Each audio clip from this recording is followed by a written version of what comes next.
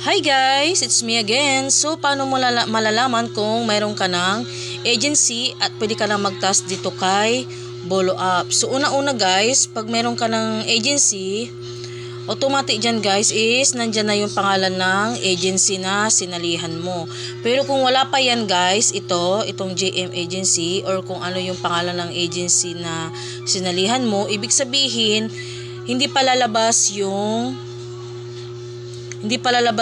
ganyan, yung ito, hindi pa lalabas yan.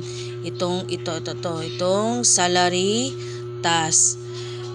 Pag naka-join ka na kasi sa agency guys, at successful yung authentication mo, lalabas yung ganyan. Ibig sabihin, pwede na kayong mag-start na tasking. So, yung mga nagda-download kay Bolo na hindi nag-join sa mga agency, mag-join po kayo sa agency para hindi po masayang yung pag-download ninyo.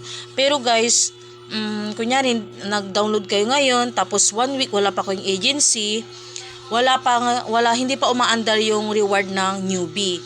So, pag nag-join na kayo sa agency, automatic na yun guys, na-aandar na yung newbie reward ninyo. Ayan guys, dyan ang palatandaan kung mayroon na kayong agency dyan. Lalabas yung pangalan ng agency nyo.